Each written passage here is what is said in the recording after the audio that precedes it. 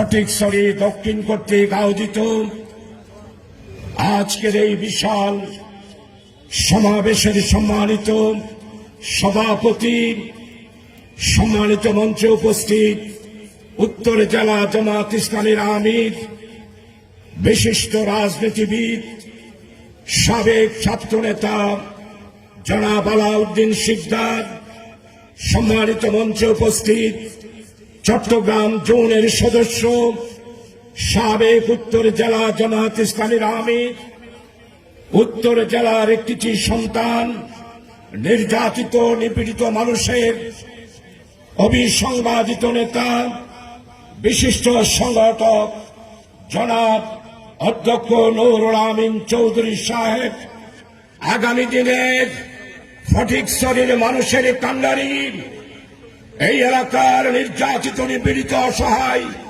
মানুষের আশা ভরসার স্থল জনাবের জননেতা অধ্যক্ষ নুরুল আমিন সাহেব, সম্মানিত মঞ্চে উপস্থিত অন্যান্য নেতৃবৃন্দ, আমার স্নেহধন্য ভাইয়েরা, নির্যাতিত ভাইয়েরা, আমার প্রিয় সাংবাদিক বন্ধুরা, সুধীবৃন্দ এবং আমার বাপ সমতুল্য মুরব্বীরা, হাজারাত উলামায়ে কেরাম, আজকের সমাবেশে আগত আমার প্রিয় ফটিকছড়ির নির্যাতিত নিপীড়িত আমার ছাত্র বন্ধু এবং কারা নির্যাতিত নেতারা, আমি আল্লাহ তাআলার শুকরিয়া আদায় করছি। দীর্ঘ ৩৫ বছর পর দক্ষিণ ফটিকছড়িতে আনন্দ বাজারে আজকে আপনাদের সমাবেশে এসে বক্তব্য রাখার, আমার নির্যাতিত ভাইদের চেহারা দেখার, আমার শহীদ পরিবারের সদস্যদের দেখার সুযোগ হলো, সেই জন্য আল্লাহর দরবারে শুকরিয়া আদায় করছি। আলহামদুলিল্লাহ। প্রিয় ভাই সব, আমি স্মরণ করছি আমার শহীদ তারেককে, তার জানাজায় এসেছিলাম, তার বড় ভাইয়ের সাথে আজকে আমার দেখা। আজকে স্মরণ করছি শহীদ রহমতুল্লাহকে, শহীদ মালেককে।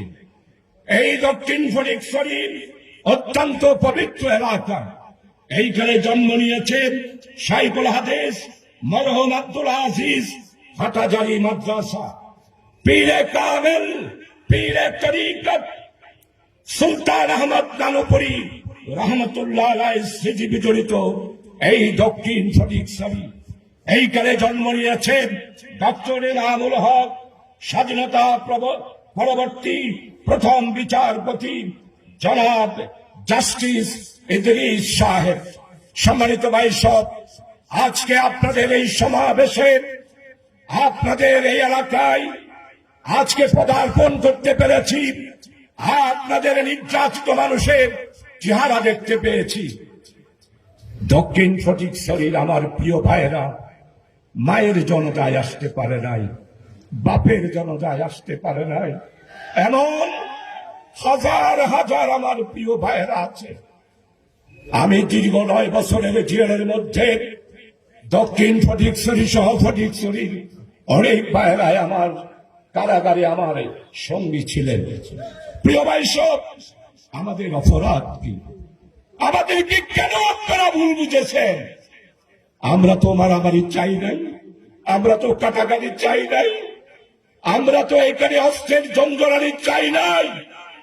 আমরা চেয়েছিলাম একটি শান্ত ফটিকছড়ি, আমরা চেয়েছিলাম ঐতিহ্যবাহী ফটিকছড়িতে একসাথে সবাই মিলেমিশে আমরা বসবাস করব। রাজনীতি যার যার, কিন্তু দ্বন্দ্ব সংঘাত কারা বাজানো আপনারাই বিচার করবেন। আমার প্রিয় দেশবাসী এবং যুবক ছাত্র ভাইয়েরা, আজকে বাংলাদেশ স্বাধীন হলো 53টা বছর। বাংলাদেশ জামায়াত ইসলামী একটি সহিহ সালে একটি দ্বীন আন্দোলন, দ্বীন প্রতিষ্ঠার একটি সংগ্রাম এবং লড়াইয়ের নাম হলো জামায়াত ইসলামী। জামায়াত ইসলামী আল্লাহর জমিনে আল্লাহর দ্বীনকে কায়েম করতে চায়। 1941 সালে ভারত উপমহাদেশে এই দেশের মানুষকে ইসলামের পতাকা তলে সমবেত করার জন্য 1941 সালে 75 জন ইসলামী চিন্তাবিদ আলেম সৈয়দ আবুল আলা মওদুদীর নেতৃত্বে জামাত ইসলামী প্রতিষ্ঠিত করেছিল।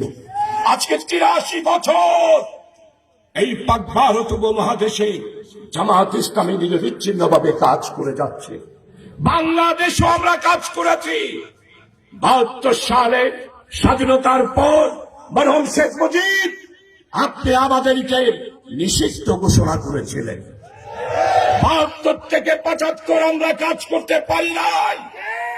আপনি পার্লামেন্টে বলেছিলেন জামাতকে দাবিয়ে দিয়েছি। আজকে আমি স্পষ্ট বলতে চাই আপনি জামাতকে দাবাইতে পারেন নাই, বরং আপনি এই নিচ্ছিন্ন হয়ে গিয়েছেন। আজকে আপনাদের এখানে বলতে চাই, যারা আমার প্রিয় বন্ধুরা জামাতকে দাবাই দিতে চান, এইখানের সম্মানিত সাবেক এমপি সাহেব, নাম ধরতে চাই না, আপনি অনেক গালাগালি করেছেন। জবাব দেব না, জবাব আগামী পার্লামেন্ট নির্বাচনে দেব। আপনি আমার সময় নাই তো, স্লোগান একটু কমে ইনশাআল্লাহ আপনার জনসভা করবো, তো তখন সব কথা বলবো। সম্মানিত সাবেক পার্লামেন্ট মেম্বার সাহেব, আপনি অনেক খেলা খেলেছেন।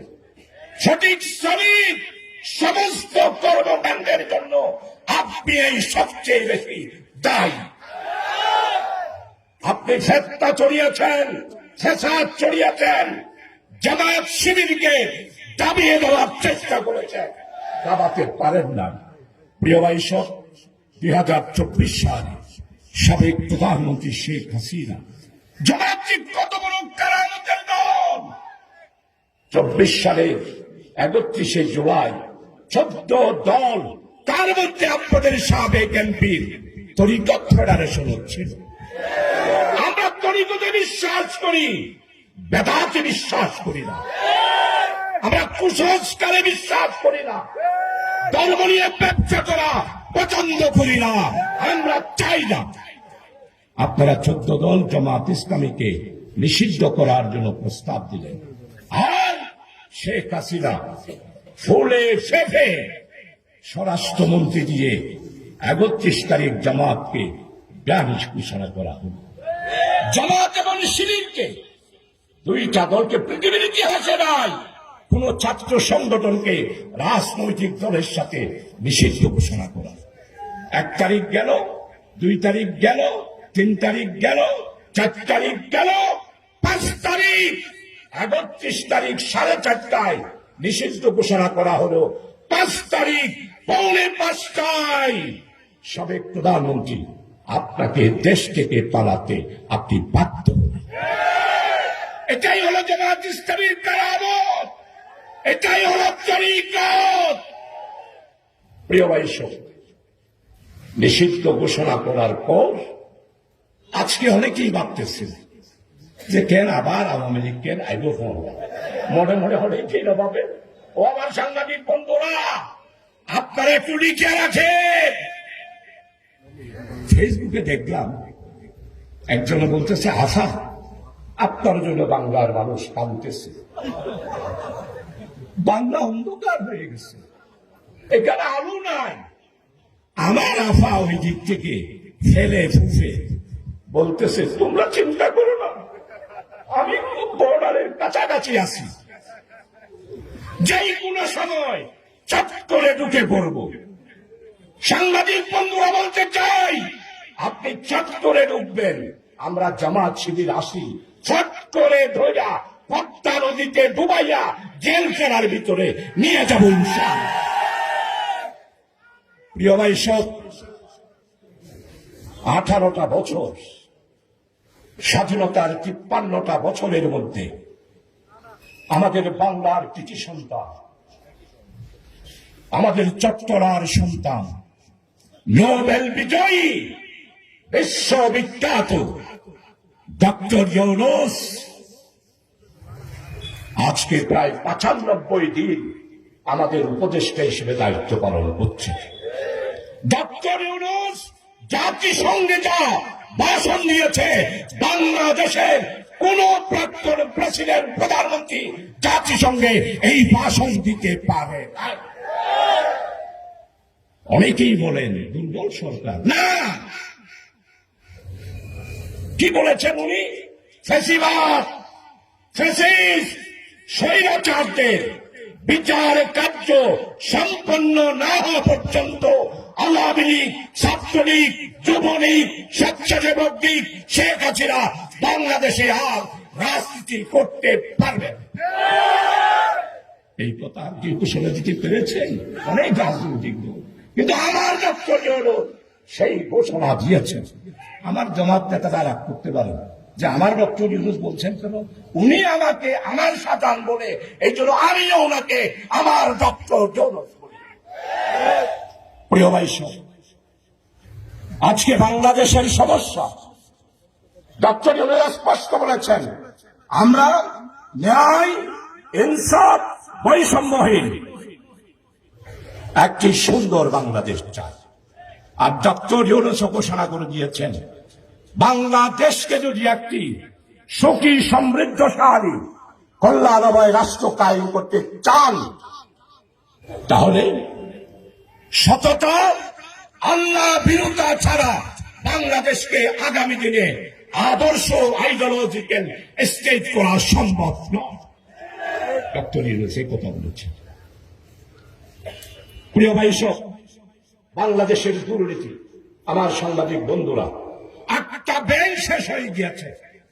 ও সাবেক সংসদ সদস্য, আপনার কত টাকা আছে? এত টাকা পাইলেন? হাজার হাজার কোটি টাকা আপনি মনে করেছেন পালায়া থাকতে পারবেন?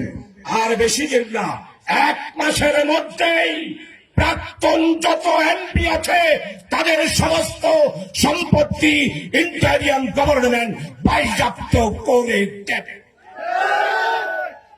আপনি মনে করেছেন পালায়া থাকতে পারেন না? দেখতেছি আপনারা কি কি করতেছেন, ষড়যন্ত্র করছেন। ষড়যন্ত্র করে পার পাবেন না। জাতি ঐক্যবদ্ধ হয়ে গিয়েছে। আমাদের আমির জামাত ডক্টর শফিক সাহেব বলেছেন, আলিয়ার আলেম, কওমি আলেম, ফাতিয়া দৌন্য আলেম, ফাতিয়া নদৌন্য আলেম, 60 দিন না দৌন্য আলেম, 40 দিন না ফাতিয়া নদৌন্য আলেম। মধ্যকালে আলিয়া এবং দেওবন্দের আলেমদের মধ্যে যেই দেওয়াল, এই দেওয়াল ভেঙে চুরমার করে ডক্টর শফিকের নেতৃত্বে বাংলাদেশের ওলামাই হযরত ঐক্যবদ্ধ হয়ে আগামী দিনে ইসলামী বিপ্লব সংগঠিত করবে ইনশাআল্লাহ। তাই ফতনা ফসাদ ছড়াবেন না। আমরা জাতি ঐক্যবদ্ধ হয়ে গিয়েছি। আমাদের আল্লাহ এক, আমাদের রাসূল এক, আমাদের কোরআন এক, আমাদের কিবলা এক। কেন ফতনা ফসাদ করবেন? আর ফতনা ফসাদ নয়। ঘোষণা করেছেন জামাতের আমির ডক্টর শফিক। উনি তো বাংলাদেশের নেতা নয়, উনি এশিয়ার সীমানা পার হয়ে এখন বিশ্ব নেতা হিসাবে আবির্ভূত হয়েছেন জামাত ইসলামের আমির জামাত ডক্টর শফিক। এরপরে বলেছেন, আমাদেরকে আপনারা অনেকে সাম্প্রদায়িক ভাবেন। আমাদের আমির জামাত ঘোষণা করেছেন, সংখ্যালঘু সংখ্যাগুরু বলতে বাংলাদেশে আর কিছুই থাকবে না। হিন্দু মুসলমানের পার্থক্য, বৌদ্ধ খ্রিস্টান পার্থক্য থাকবে না। সংখ্যালঘু আর সংখ্যাগুরু থাকবে না। বাংলাদেশের সংবিধান অনুসারে হিন্দু, মুসলিম, বৌদ্ধ, খ্রিস্টান সবাই মিলে আমরা বাংলাদেশের নাগরিক। এই কথা বলার পর হিন্দুস্তানের শান্তি নিকেতনে আজকে গবেষণা হচ্ছে আমাদের ডক্টর শফিক সাহেবের এই কথার উক্তিতে গবেষণা হচ্ছে। প্রিয় ভাই, সময় কম, আমাদের আগামী দিনের ফটিক শ্রেণীর কান্ডারি নুরুল আমিন সাহেব বক্তব্য রাখবেন। আমাদের জোনাল নেতা, উত্তর জেলা আমির নেতা বক্তব্য আপনার মসজিদের কোনো সবার চালু রাখবেন। আমি ইনশাআল্লাহ আবারও আসবো, জনসভা করব।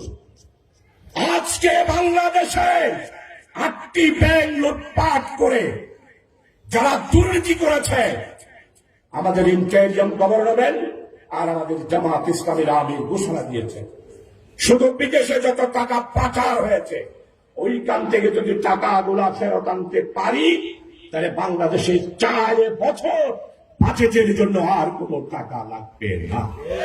তাই ডক্টর শফিক বলেছেন, আমরা জামাত ইসলামীরা যদি ক্ষমতায় যাই, আমার ভাই নুরুল আমিন সাহেব যদি দাঁড়ান না ভাই, আপনারা বুঝে নেন, নুরুল আমিন সাহেব যদি পার্লামেন্ট, আপনারা বসেন, পার্লামেন্ট আর সামনে আসেন না, পার্লামেন্ট মেম্বার নির্বাচিত হয়, ডক্টর শফিক সাহেব বলেছেন আমরা সমস্ত বেকার যুবকদেরকে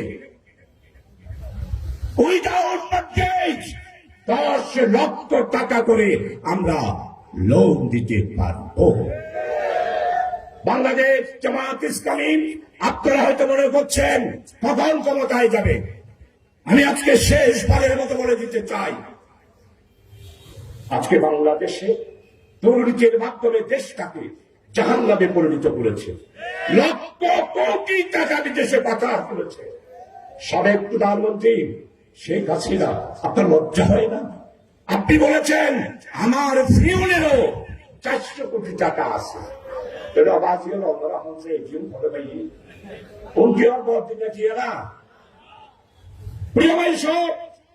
তাই বাংলাদেশে আগামী দিনে বাংলার 18 কোটি মানুষ জামাত ইসলামের দিকে চেয়ে রয়েছে। আমি দক্ষিণ ফটিকছড়ির আমার নির্যাতিত, নিপীড়িত, রক্তস্নাত, রক্ত প্লাবিত এই এলাকায় ঘোষণা করছি, আগামী দিনে সরকার গঠন করবে ডক্টর শফিকের নেতৃত্বে জামাত ইসলামী।